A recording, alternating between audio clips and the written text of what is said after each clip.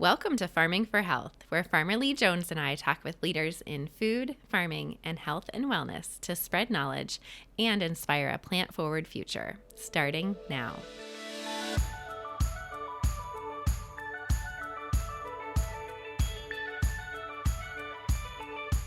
I'm Dr. Amy Sapola, and today I'm joined by Lauren Lovejoy, a regenerative farmer, and so much more. Thank you, Lauren, for being here with me. Thank you so much for having me. I'm so excited to talk about all things regenerative. Yeah. So I love everything you're working on. And I'd love for you just to start off by telling our audience about yourself and how you came into regenerative farming.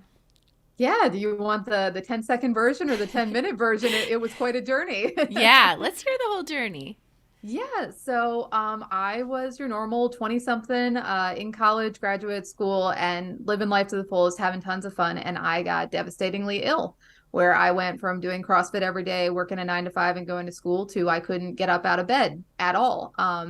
And that happened all of a sudden. And within 2 months, I became bedbound to the point that I had to move home and be caretaker, which was kind of a really like crazy experience. And I went through this very long series of seeing doctors. I saw 60 doctors in 2 years with zero diagnosis, zero understanding of why when I stood up, I was disoriented all the time. The only time I didn't feel disoriented was when I was laying down.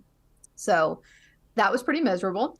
And after a lot of different scenarios, I 100% by accident ended up in a Lyme disease specialist office where he diagnosed me with chronic Lyme disease. And I was like, this is the best day ever. I'm going to get better. I'm just going to take some doxycycline and I'm going to be totally back on my feet.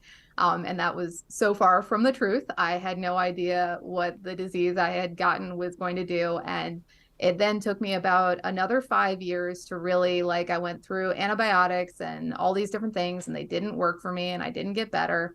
And I ended up again 100% by accident in a nutritional herbalist office. And she was the only person that said, I get what's going on with you. And I understand why you don't feel well. And she got me back to feeling well within a week, like Oh not my back and gosh. fixed, but that I could sit up and not just be devastatingly ill all the time.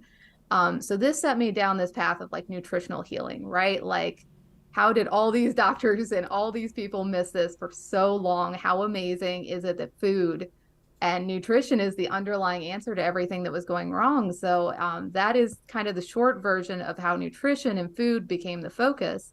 And kind of at this time, as I said, I had gone back to live with my family who lived on land that was rented to a conventional farmer. And I started having this like mixed thing happening of seeing my health deteriorate and watching land deteriorate around outside me that I had grown up on by these cattle farmers that just set their cows out. And at the end of the year, they came and took away what they wanted to harvest. And around that same time, I saw Alan Savory's TED Talk and went, oh my God, I can be fixed. The land can be fixed. Everything could be fixed. And then we start down the hole of regenerating the land and nutritional content of the food anyway. So if we can grow a stalk of broccoli that makes me feel better, how amazing would it be to grow broccoli that is even more nutritionally dense, that can heal me more? And so that's kind of the very short version of how just this crazy health journey and happening to end up back under my family's care and watching land that I had no interest in all change how I felt about the entire world. And it's just made me so passionate about everything in that space. Oh my gosh, what an incredible journey. I'd love to hear what were your first steps when you started after you saw the TED Talk, and how did you talk with your family? How did you get going with regenerative agriculture? So my family had this conventional farm. It was about 60 acres of land that they rented to the cattle farmer. And by that time, I had met my spouse online, who is my best friend, love of my life. And we had a couple chickens and a couple goats. And we just kind of like enjoyed having animals. And I saw the TED Talk and I went, we're doing it all wrong. Like, I don't care if it's only 5 chickens and 3 goats. We should do this totally differently. And so I went to my parents and I said, would you open up a couple acres to me? Would you give me more space to do this? And my parents said, okay, like a couple acres is fine. Just, farming's not really our thing. Like none of us do it. Let's, calm down. Um, and so I absolutely didn't. I did the opposite of that. And I calmed up, and I started doing all these things and rotational grazing and I got really involved in it. And I started realizing, of course, how hard it was. no one tells you that, yes, goats are hard to keep in, but oh my gosh, like then you start moving them around in different scenarios. We live in mountains, it's twice as hard. Like, so then all these questions came up of like, how do I do this and how do I execute it? And that's kind of where Regenerative Farmers came to light, that I wanted to, where are these other people that are doing it? How do we do this? And it started me searching for answers that weren't necessarily readily available. So I was able to connect with all these other farmers, and I want to elevate all these other people doing it. So as I am making mistakes on my farm, as I am losing my mind chasing my goats out across the farm because they're out for the 50th time, so that was kind of the baby steps. And then basically we hit a drought year about 2 years ago where it was a very, very dry summer. We're still in the Blue Ridge Mountains. We can't complain. It's not Texas. It's not the Midwest or anything, but it was very dry. And my parents looked out and my acreage had grass and there was things to graze. And the conventional farmer, it looked terrible. Bare earth everywhere. The cows looked miserable. Like everything was not going well. And in just 1 year, they said, okay, I see it. I get it, and then we Yeah. were able to say, okay, let's do this to the whole farm. And we're in the chaos of what micro farming to a bigger scale is. But, even just people say it takes time to see regeneration, but that's just not been my experience. I see it happen so fast. Well, that's incredible because I think, one of the things I've come to realize, even just working here at the Chef's Garden, is regeneration of the land and your health, like you talked about. And it sounds like both came along relatively quickly. A message from our sponsor. The Chef's Garden is a family owned regenerative farm that grows the most flavorful and nutritious vegetables, herbs, and microgreens for culinary professionals and home cooks. For over 30 years, the Chef's Garden has supplied some of the world's finest chefs and restaurants. Now, through Farmer Jones Farm, the same delicious ingredients are available to home cooks in the United States to use and enjoy, delivered directly to their homes. The Chef's Garden mission is to grow exceptional vegetables, care for each other in the land, and to inspire a vegetable-forward future. For more information, visit chefs-garden.com. When it comes to regeneration, for people who are maybe newer to the concept of regenerative agriculture or even just regenerating your own health, can you kind of speak to what are some of the practices you're doing that you see the most benefit from in both cases? Oh, well, that's so many, right? Let's go high level. So rotational grazing is probably just, I think, the biggest thing is that nature and life lives in motion. So if you leave animals in one plot, it's going to be too much for something, or if you never graze something, it's not going to get the stimulation it needs. So I think rotational grazing is just moving animals from plot to plot, the simple thing of letting them come eat a plant and tell that plant that the roots need to be deepened, all that nutrition goes in and it strengthens the plant, and then the animals move so that plant is able to grow back and come back stronger. And that just simple concept just means so much to me, that animal impact is in a perfect state. It is not an exact measurement, but it's all that different things. So rotational grazing would definitely be number one. Number two is the permaculture mindset, looking at what everything's purpose is. And this kind of goes in my health because there's all these incidents where you do things for your health and it causes this cascade, right? Like, so I'm detoxifying my liver and then all of a sudden my stomach is upset all the time because all this stuff is moved. And it's this, you would instantly go, oh, this is bad. My stomach hurts. Well, no, this is a process of the body removing and detoxifying. And I like to look at that in the context that it's going. So we had a lot of weeds come up. Well, why did those weeds come up? What did I do that changed that scenario? And it was saying that the land was so degraded that the weeds were trying to pull that nutrition back out. And the weeds were telling me that the land was suffering. They just hadn't been able to express themselves because they'd been stomped by cattle for 2 decades. Um, so Yeah. the weeds and everything, they all serve their purpose. So it's just this interesting system of letting nature move and then trying to listen and say, what is happening as the result? Not say, oh, this is bad. Weeds are bad. My stomach hurting is bad. Like, what does this mean? What is this telling me? And how can I go from here? And it's been a frustrating learning experience because nobody wants the bad that's in between. But I think it's kind of the important stuff that shows the weak spots and the things that have to arise for change to happen. Oh, that's such a good point. And I think when you talk about just the diversity of even more different weeds or plants coming up, that probably gives the animals a more diverse diet as well as different plants begin to grow. How does the diversity of what the animals are eating, how is that impacting like the nutritional value of the meat as well?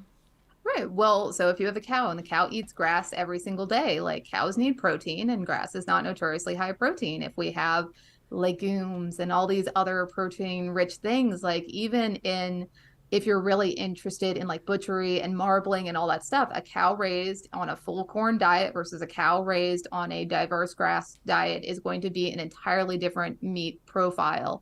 And I think like the Bionutrient Association is coming up with even vegetables broccoli grown in certain contracts versus broccoli grown otherwise has completely different nutrient panels.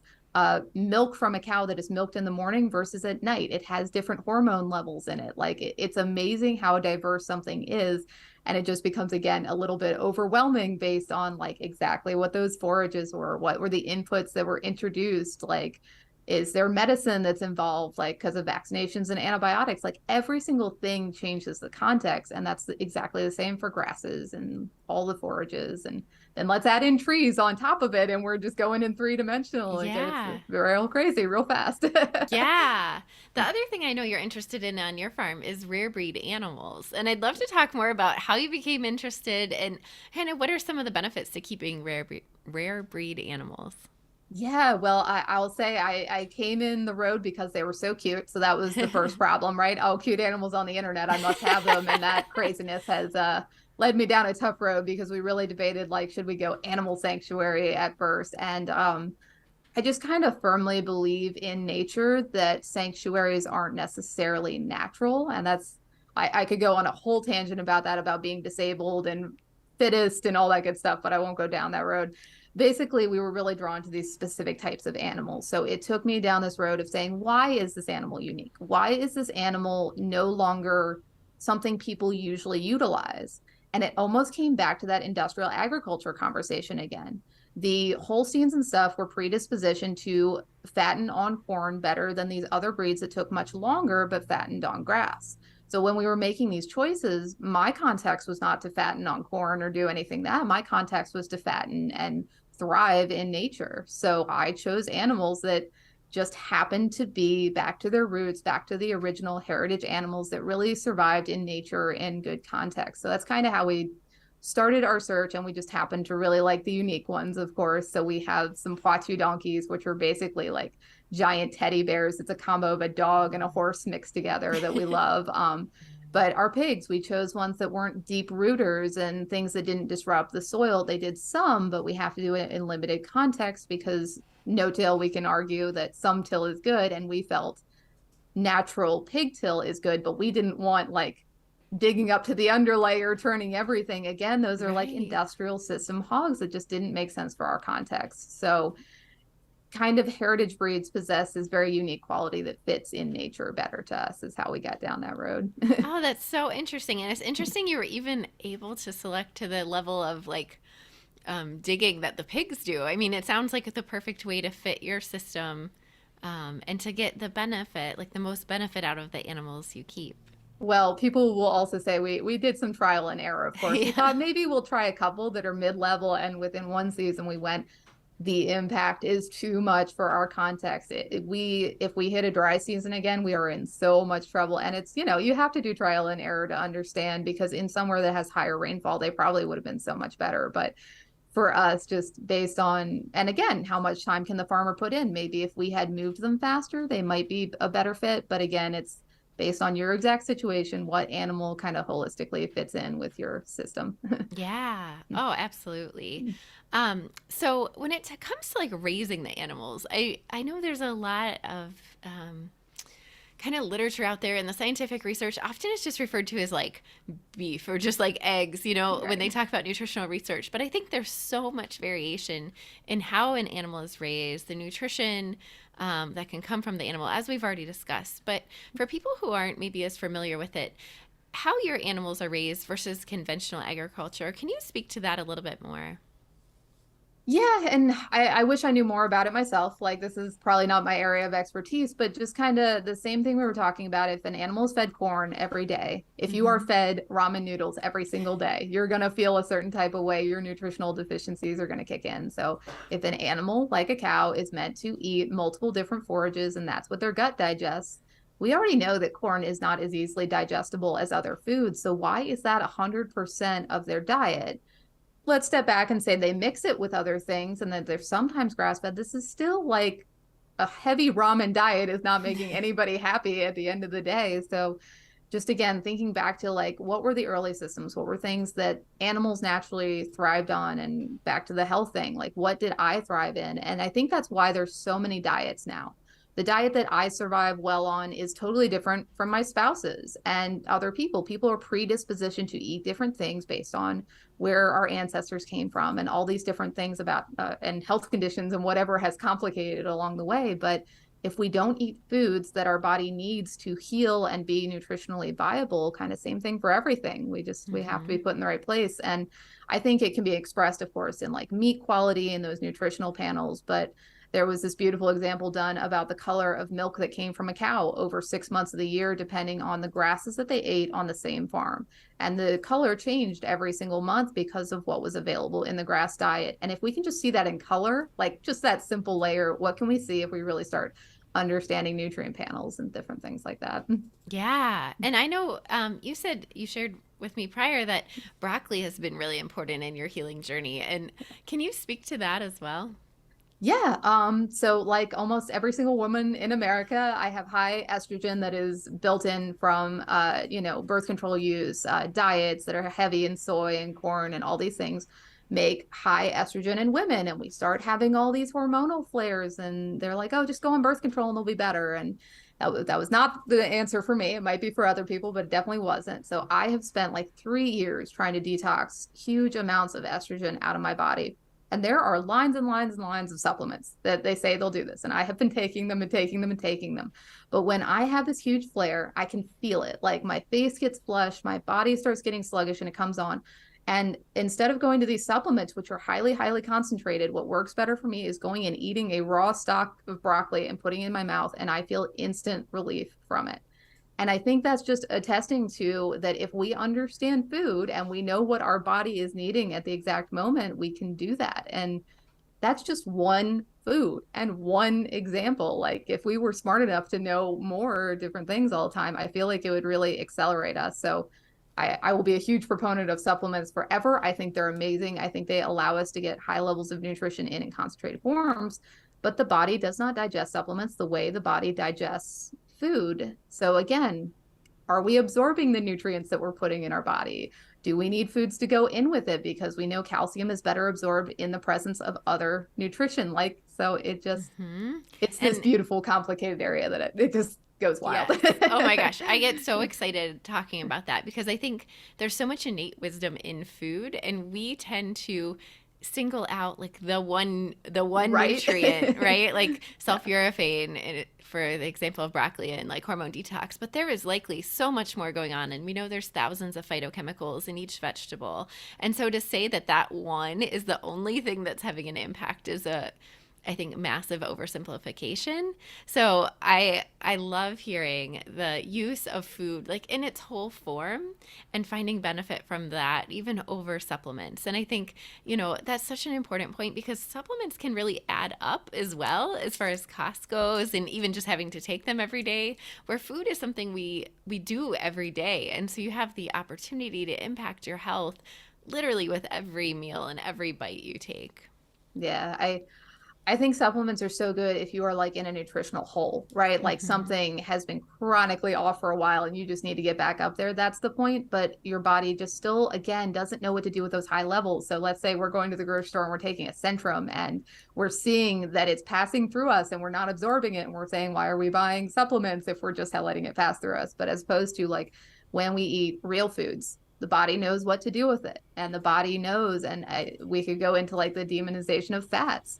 Fats are Mhm. not bad. It depends on the context of the fats and where they come from and like all these good things. And I just think if you're going to hand your body different options, to hand them natural foods gives them so much better a fighting chance to put them in the right place rather than to put them in this like confusing, like, well, this pill's over here and this pill's over here. Do they go together? Do they go separate? Do they need 2 hours spaced out? Like, Yes, yeah, it's wild. absolutely. So, your journey with Lyme disease led you to form Lyme Warrior, an organization to help support other people with Lyme disease. Can you tell me about that? Yeah, so when I was very, very sick and I couldn't sit up or do anything, I was so mad that it had taken me so long to get a diagnosis. I mean, like these were not the golden days of an agreeable personality. Like I just was so mad how I was treated by the medical system, by friends and family who didn't get it. Like top to bottom, it's a very, very isolating disease that even once you get a diagnosis, it's so hard to explain what's going on. So my thing was I know there's people out there like me. I know there are millions of people fighting this disease all the time.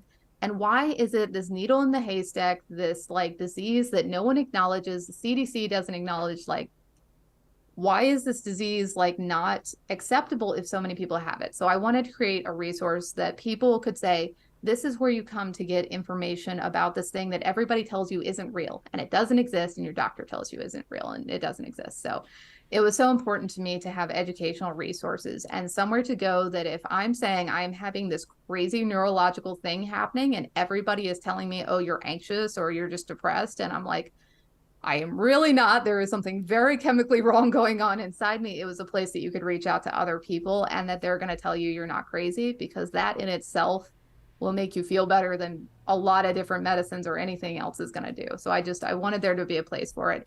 And our focus was originally on research. Lyme disease has finally become popular enough that now all the universities are studying it. So now our big focus is, if you get Lyme, what can I do to shorten your journey? Like, what can I tell you are the different things that they didn't tell me? And one of the biggest things was that antibiotics is not a silver bullet. It's a great solution for a lot of people, but it again, there's thousands and thousands of people who are still done the antibiotic route and still are suffering. So what about them? They matter too. And that's kind of my near and dear to my heart part of it. Yeah, and that's incredible. And I do think there's so much to be said for community and feeling heard Yeah. and feeling supported along your journey. So, the other thing I love is you've written children's books about regenerative agriculture.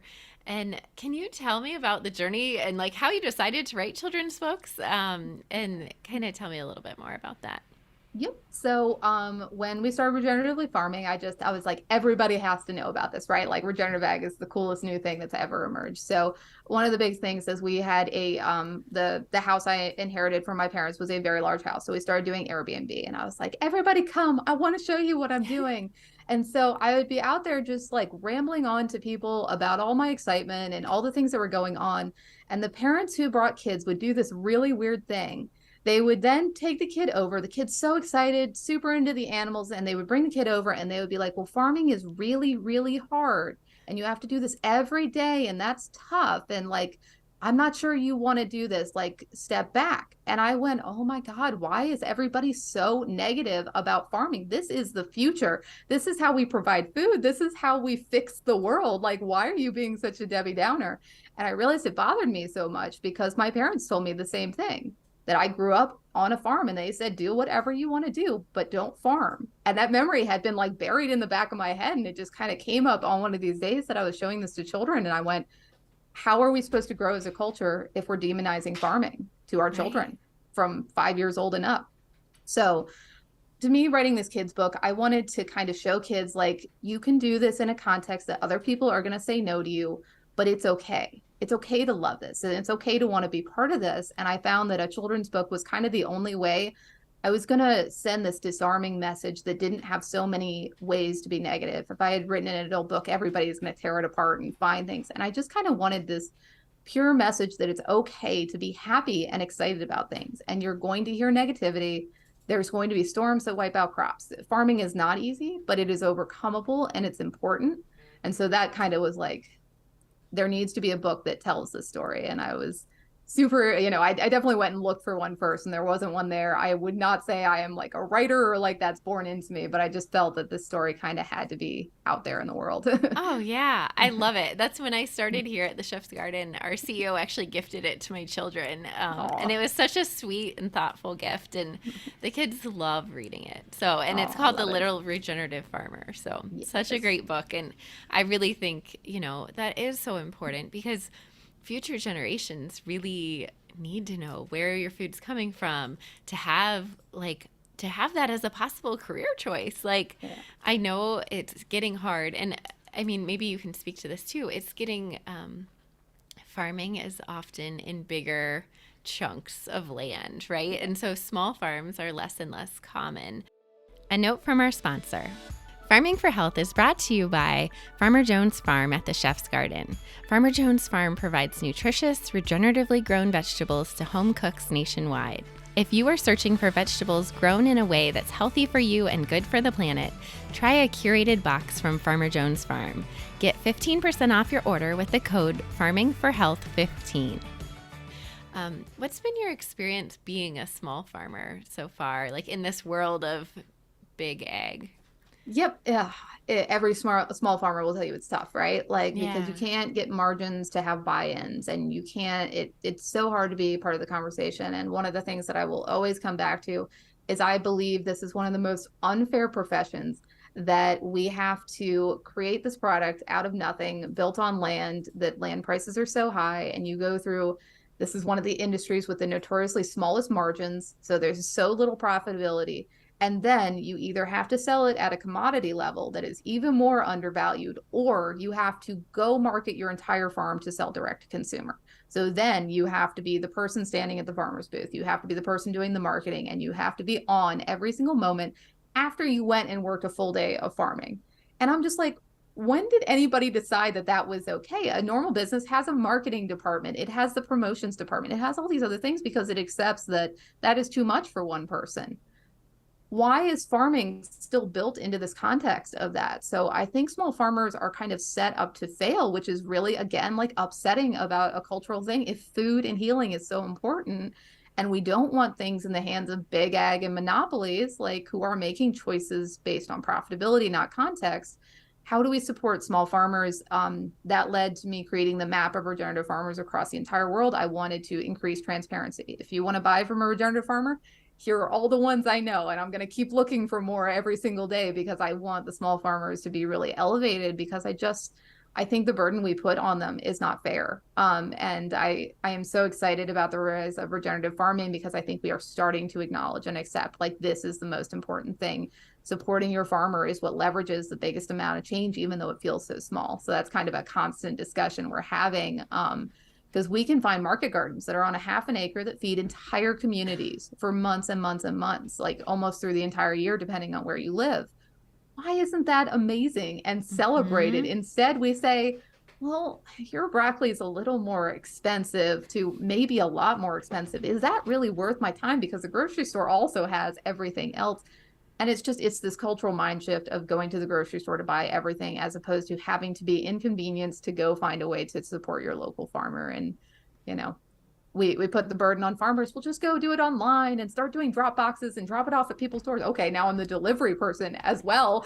So Right. I just Yeah. really encourage people to think, when you buy literally a head of broccoli, a slice of beef, whatever you want to buy, what process led you to that purchase, and is that a system you like supporting? And that's Yeah.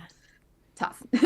Right. I think it does take so much thought and consideration, and like, how are your dollars like going beyond just the thing you're taking home, but like Yeah. how is it supporting the bigger picture? And I do think there's so much to be said for the process of growing vegetables and the nutrient density that isn't necessarily appreciated. Often Farmer Lee Jones will say, like, a carrot is not a carrot is not a carrot, right? Like, Right. it totally depends on the soil it's grown in, and, how it's transported, when it's picked, all the things, Yeah. what type of seed variety.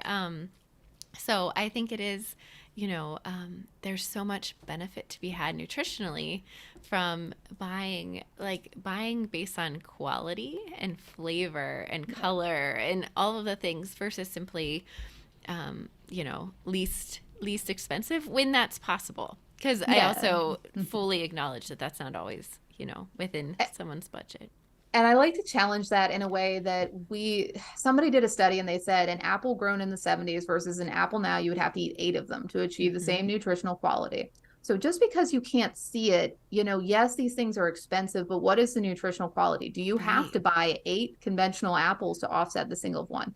And I think we're about to have the technology to really like prove that a little bit more. But right now it's a little bit of a leap of faith in that. But there's a lot of people who talk about we have a nation full of food, but not a nation full of nutrients. And I think, again, even if you're coming down to, well, not everybody can afford to live this way. Well, how much do you have to multiply as your perception, or would doing less equal more, which is a tough conversation for everybody, but Yeah, no, that's the same conversation we're having here too is, the nutrient density and how many people are walking around with nutrient deficiencies that they don't even realize. And so, I think there's so much value to nutrient density that hasn't fully been appreciated. And we're hoping to do some work on and uncover a little bit more about. So I know that you are a passionate regenerative farmer. Our podcast is called Farming for Health. When you hear that, what does that make you think of, or what comes to you when you think of farming for health? Yeah, I always think back to the nutritional healing that got my life back on track. Just for example, there was a specific supplement. It's a hypothalamus, which is part of one of the lobes of your brain.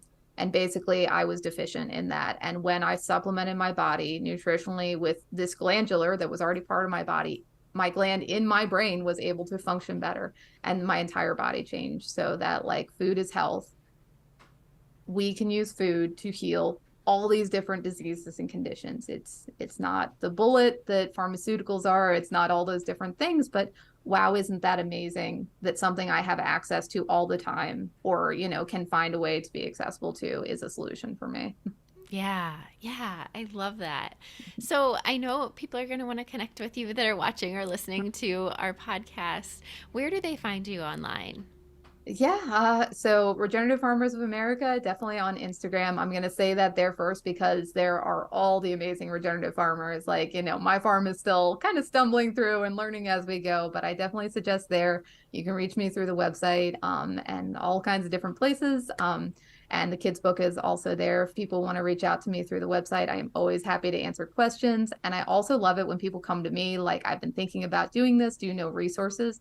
I love connecting people. So if anybody ever has questions, I'm always free to talk about it. Awesome. Well, it's been such a pleasure talking with you. Thank you so much for being on the show. Thank you so much for having me and all you guys do. Thank you for listening to Farming for Health. We hope that you enjoyed this episode. Connect with Farmer Lee Jones and I on Instagram and Facebook.